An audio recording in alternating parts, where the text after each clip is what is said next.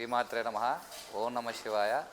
నా పేరు రాంబాబు శర్మ అండి. ఇక్కడ మన దేవాలయంలో అర్చకుల్ని.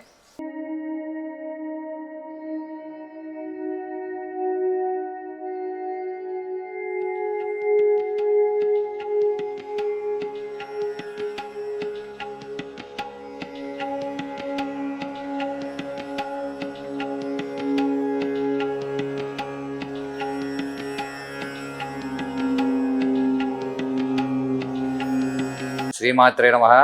శ్రీ గురుభ్యో నమః. మన దేవాలయం 1975లో శ్రీ ములుగు మల్లికార్జున శర్మ గారిచే స్థాపింపబడి ఒక యాగశాలగా, చిన్న యాగశాలగా ప్రారంభమై దినదిన ప్రవర్ధమానం చెంది స్వామివారు ఇక్కడ మన ములుగు మల్లికార్జున శర్మ గారితో ఈ స్థలంలో 108 యాగాలు చేయటం జరిగిందండి. చాలా విశిష్టతతో కూడిన ప్రదేశం. అమ్మవారి ఆజ్ఞ మేరకు ఈ దేవాలయం నిర్మించడం జరిగింది. ప్రత్యంగిర వారాహి సహితంగా శరభేశ్వర స్వామి వారి యొక్క దేవాలయం.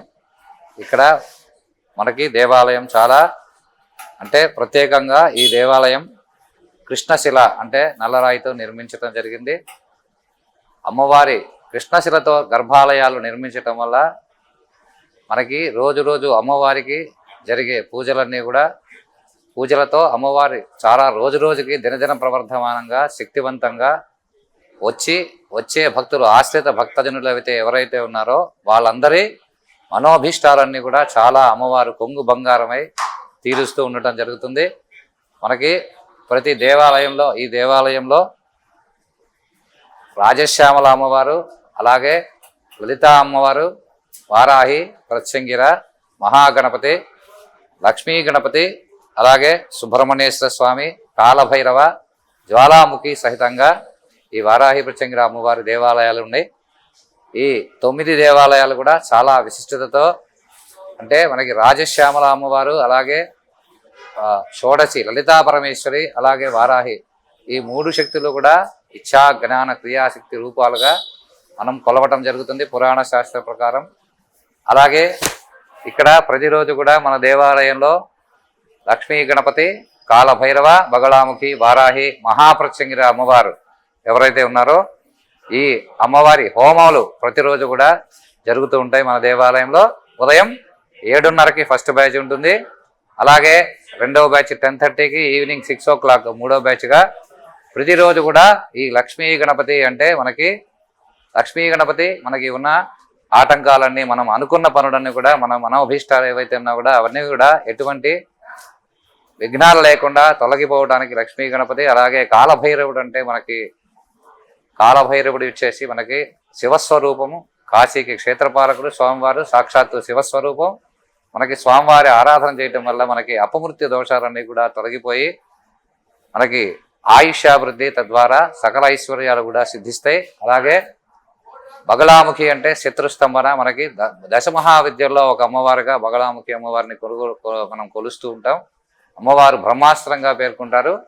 ఎవరైతే మనకి చెడు చేయాలని ప్రయత్నం చేసే వాళ్ళందరూ కూడా వాళ్ళ మతి స్తంభన చేయటం ప్రత్యేకంగా అమ్మవారి బగళాముఖి అమ్మవారి యొక్క మనకి అనుగ్రహంతో ఆ శత్రుస్తంభన అనేది జరుగుతుంది. అలాగే వారాహి అమ్మవారు భూమికి సంబంధించినటువంటి ఎటువంటి వివాదాలు, కోర్టు కేసులు, వాటికి సంబంధించి మనం ఎదుర్కొనే సమస్యలు, అలాగే మనం అనవసరంగా మన మీద ఎవరైనా కేసులు వేసి ఉంటే దానికి సంబంధించి, భూమికి సంబంధించి ఆ శత్రువుల మీద మనం విజయం సాధించడానికి చాలా అమ్మవారి అనుగ్రహం, అమ్మవారి ఆరాధన చేసినట్లయితే మనకి విశేషమైన ఫలితం తొందరగా అమ్మవారి అనుగ్రహంతో మనకు లభిస్తుంది.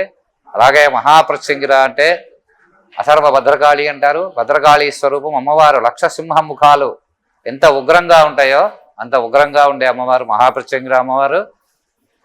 అమ్మవారు మనకి ప్రయోగ బాధలు మన మీద ఎవరైనా చెడు ప్రయోగాలు కనుక చేసి ఉంటే దానికి సంబంధించి మనం దీర్ఘకాలంగా ఎటువంటి పడుతున్న మానసిక, శారీరక రుగ్మతలు ఏవైతే ఉన్నాయో అవన్నీ కూడా తొలగిపోయి అమ్మవారి సంపూర్ణ అనుగ్రహంతో మనకి ఆయురారోగ్య ఐశ్వర్యాభివృద్ధి జరుగుతుంది. కాబట్టి అందరూ కూడా ఈ దేవాలయంకి వచ్చే భక్తులందరూ కూడా, వచ్చిన ఆశ్రిత భక్తజనులు కూడా చక్కగా అమ్మవారి ఆరాధన, అమ్మవారి హోమంలో పాల్గొని అందరూ కూడా చక్కగా అమ్మవారి అనుగ్రహంతో వాళ్ళకున్న మనోభీష్టాలు అలాగే వాళ్ళకున్న సమస్యలు కూడా తీర్చుకుంటూ అమ్మవారు అనుగ్రహాన్ని పొందుతూ ఉన్నారు. కాబట్టి మీరు కూడా ఎవరైనా ఇటువంటి సమస్యలు ఉన్న వాళ్ళందరూ కూడా చక్కగా అమ్మవారి ఆశీస్సులు పొంది అమ్మవారి అనుగ్రహంతో చక్కగా దీర్ఘకాలంగా ఆయుష్, అభివృద్ధి, సకల ఐశ్వర్యాలు పొంది అమ్మవారి కృపని పొందురుగాక. శ్రీమాత్రే నమః.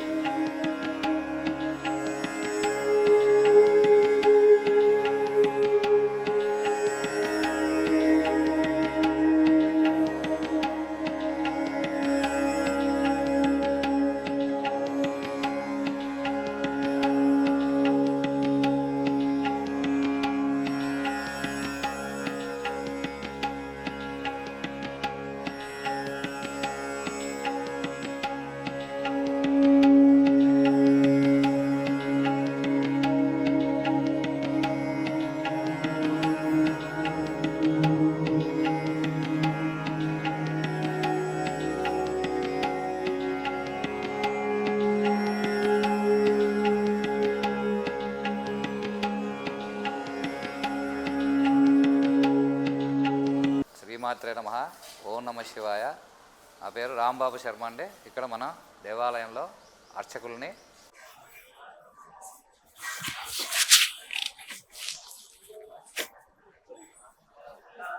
ఓం నమ శివాయ. ఈ స్వామివారి పేరు శరభేశ్వరుడు.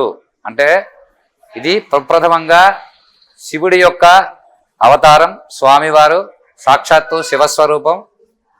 మనకి ఎప్పుడు కూడా శివుడు ఎక్కడైనా సరే లింగాకారంలో దర్శనం ఇవ్వటం జరుగుతూ ఉంటుంది. కానీ ఈ ఒక్క అవతారంలో స్వామివారు లక్ష్మీ నరసింహస్వామి వారి యొక్క కోపాన్ని తగ్గించి స్వామివారిని శాంతింపజేసి లోకాల్ని రక్షించడానికి శివుడు అవతరించిన అవతారం ఈ శరభేశ్వర అవతారం. స్వామివారు మనకి సింహముఖంతో 2 రెక్కలు, ఒక రెక్కలో మనం అక్కడ ఆరాధన చేసేటువంటి మన దేవాలయంలో ఆగమశాస్త్రంగా ప్రతిష్ఠించినటువంటి ప్రత్యంగిర అమ్మవారు ఒక రెక్కలో ఉంటారు. ఒక రెక్కలో సూర్యుని దుర్గా అమ్మవారు, అలాగే కడుపులో అగ్నిదేవుడు ఉంటాడు. అలాగే 8 పాదాలు, 8 పాదాల్లో కూడా అష్టభైరవులు కూడా కొలువై ఉంటారు. ప్రత్యేకంగా స్వామివారి ఆరాధన చేయటం వల్ల మనకి విశేషమైన ఫలితం ఏంటి అంటే, ఎవరైతే దీర్ఘకాలంగా సంతానం లేని వాళ్ళు, అలాగే వివాహం ఆలస్యం అవుతున్న వాళ్ళు ఎవరైతే ఉంటారో, అలాగే మనకి న్యాయపరమైన కఠినమైన జటిలమైన సమస్య, దీర్ఘకాలంగా మనల్ని ఇబ్బంది పెడుతున్న సమస్య ఏదైతే ఉందో అది కూడా స్వామివారి అనుగ్రహంతో మనకి తీరి స్వామివారి అనుగ్రహం మనకి కలుగుతుంది. ఇక్కడ ప్రతి శరభేశ్వర స్వామికి ప్రతి మన మాస శివరాత్రి రోజు అంటే పౌర్ణమి అమావాస్య ముందు రోజు మాత్రం స్వామివారికి సాయంత్రం ప్రదోష కాలంలో విశేషమైన అభిషేకం ఉంటుంది. అలాగే ప్రతి పౌర్ణమికి కూడా ఉదయం 6 గంటలకి స్వామివారికి అభిషేకం ఉంటుంది. స్వామివారి విశిష్టత అంటే ఇది ప్రప్రథమంగా మనకి ఆంధ్రదేశంలో ఇంతవరకు ఎక్కడా కూడా శరభేశ్వరాలయం అనేది లేదండి. ఇదే ప్రప్రథమంగా మన దేవాలయంలో స్వామివారి ప్రతిష్ట చేయటం జరిగింది. ప్రప్రథమంగా ఆంధ్రాలోను అలాగే తెలంగాణలో కూడా ఇదే ప్రప్రథమైన శరభేశ్వర ఆలయం. అందరూ కూడా చక్కగా స్వామివారి అనుగ్రహాన్ని పొందాలి. స్వామివారి అనుగ్రహాన్ని పొంది అందరూ కూడా తమ తమ సమస్యలు, కోరికలు ఏవైతే ఉన్నాయో తీర్చుకోవాల్సిందిగా మనవి. శ్రీమాత్రే నమః. ఓం నమ శివాయ. ఈ స్వామివారి యొక్క హోమం అనేది మనకి ప్రతి ఆదివారం సాయంత్రం 4:30 నుంచి 6 గంటల వరకు ఉండే రాహుకాల సమయంలో స్వామివారికి ఈ హోమం అనేది జరుగుతుంది. కాబట్టి అందరూ కూడా ఆ వివాహం ఆలస్యం అవుతున్న వాళ్ళు, అలాగే ప్రత్యేకంగా వివాహం కలిగి చాలా దీర్ఘకాలంగా సంతానం లేని వాళ్ళు ఎవరైనా ఉన్నట్లయితే, అలాగే మనకి దీర్ఘకాలంగా మనల్ని ఇబ్బంది పెడుతున్న న్యాయపరమైన జటిలమైన కఠినమైన సమస్యలు ఏవైతే ఉంటాయో వాటికి స్వామివారి యొక్క అనుగ్రహంతో ఆ సమస్యల నుంచి మనం బయటపడటానికి చాలా అవకాశం ఉంటుంది. స్వామివారి అనుగ్రహంతో ఆ సమస్యకి సత్వరమే మనకి పరిష్కారం దొరుకుతుంది. సంతానం లేని వాళ్ళకి సంతానం, అలాగే వివాహం కాని వాళ్ళకి వివాహం కూడా జరుగుతూ ఉంటుంది. కాబట్టి అందరూ కూడా చక్కగా ఆ హోమంలో పాల్గొని, ఇది ప్రతి ఆదివారం రాహుకాల సమయంలో 4:30 నుంచి 6 గంటల సమయంలో గంటన్నర సేపు స్వామివారి యొక్క హోమం అనేది ఉంటుంది. కాబట్టి అందరూ కూడా హోమంలో పాల్గొని ఆ సమస్యలు ఎవరైతే ఉన్నారో ఆ సమస్యలకి సంబంధించి పరిష్కారం పొందండి. స్వామివారి యొక్క అనుగ్రహం కూడా పొందండి. ఓం నమః శివాయ.